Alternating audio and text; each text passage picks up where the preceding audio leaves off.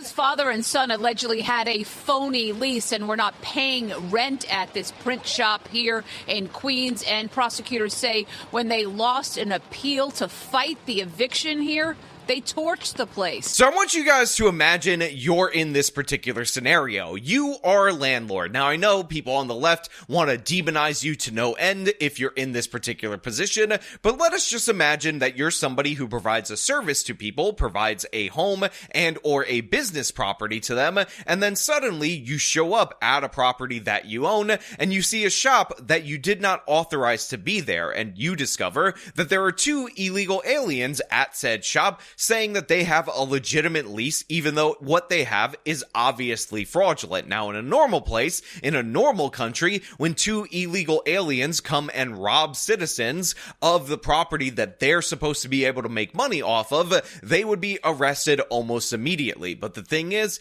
it's New York City, baby. Those people got squatter protections. How they have them for a business, God only knows. So this ends up becoming a 3-year legal battle. For 3 years, you are in court with these individuals trying to evict their business from this space while they're not paying you rent, because guess what? They had a fake lease the entire time. And by the way, everyone can tell that this is a fake lease. Everybody knows that this is a fake lease. This is not something that is in dispute. And the idea that you have these god tier tenant protections when you don't actually live there, it's just the business that is a print shop being set up again in current year, doesn't make any sense. But it's New York City, so of course all the advantages are towards the illegal aliens and all the disadvantages are towards you. Now, after a 3-year long court battle, you finally secure a victory. Now, of course, the illegal aliens with endless rights over you file an appeal, and of course, if they succeed in that appeal, you're likely to spend at least another year, possibly 2, fighting to get your property back.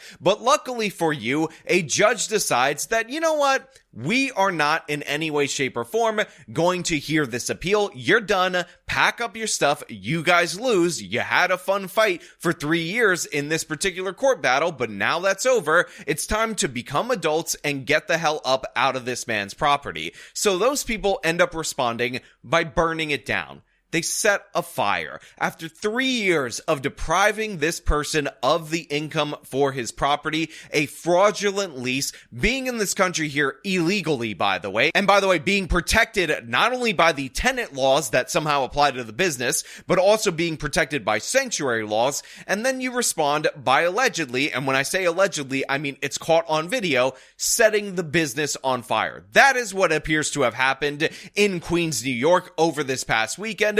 And it's absolutely disgusting in every possible way, but it is yet another example of the way that illegal aliens get god tier rights while citizens get screwed over. And this is what we're going to talk about today. But before we do, I want to thank everybody who supports this channel via actualjusticewarrior.com/join. Give me the money.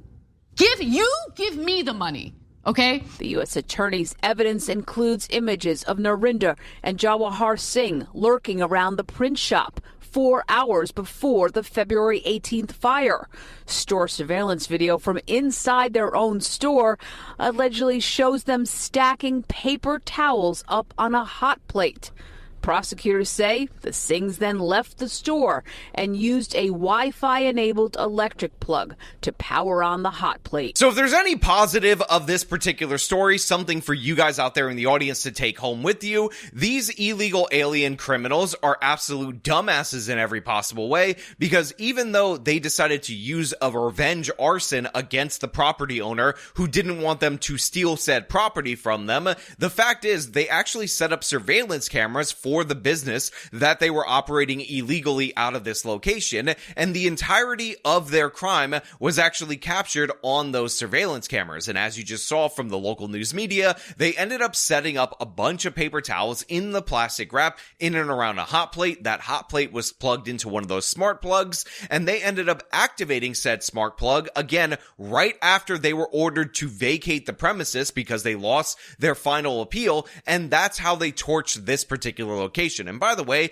in New York City, there's a lot of storefronts that actually have apartments above them. There are businesses that are attached on one or both sides. So this could have caused massive damage to those other businesses. It could have caused fatalities. But of course, the Singhs didn't give a damn about any of that because they were so accustomed to all the rights and privileges of an illegal alien operating in New York that they were absolutely offended by the prospect that they would have to follow any kind of law that a judge handed down to them. So they decided to burn out this property for revenge. Now again, you could see the extensive damage to the interior of the store in this photo that's available to us from the New York Post article, and it said that the standoff came to a head on February 17th when a judge denied an emergency request by the Singhs to avoid being evicted from the space the next day, federal authorities said. And yes, by the way, this is being prosecuted federally because I guess illegal aliens not only get God-tier squatter rights to businesses in the state of New York, but they also get immunity from arson charges, and of course they get immunity from deportation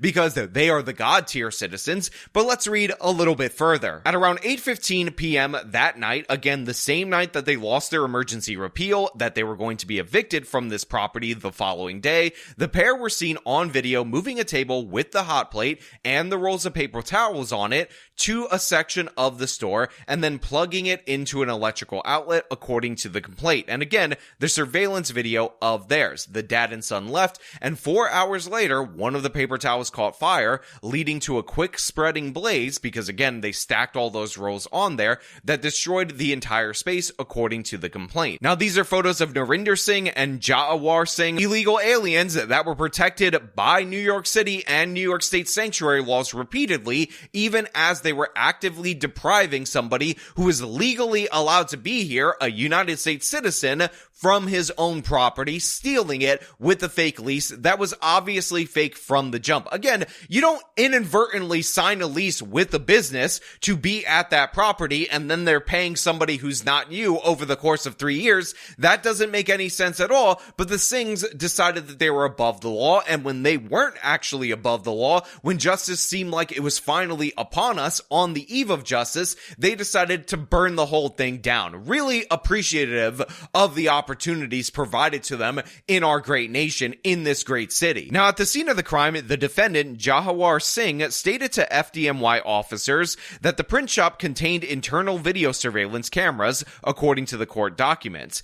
Jawahar had actually been hiding in the crawl space after they reviewed the video when detectives showed up in order to arrest this individual with his father, just to show you how dumb this man actually was. So yeah, this absolute scumbag who's here in this nation illegally ended up hiding in a crawl space at his home over in Nassau County when the police showed up, but he's so low IQ, which by the way, you could tell by looking at his face in his mugshot, that he's the one who actually informed the FDNY that there were surveillance videos from inside the store that they had, and once they were obtained, it was obvious these guys were in fact behind the fire. But in addition to that, we also find out that Jawahar actually entered the United States in October of 2018 on a tourist visa that he overstayed. He was arrested for this in 2019. However, immediately upon that arrest, he decided to claim asylum. And of course, asylum is the catch-all way for you to stay in this country in perpetuity. And despite the fact that he technically lost his asylum case,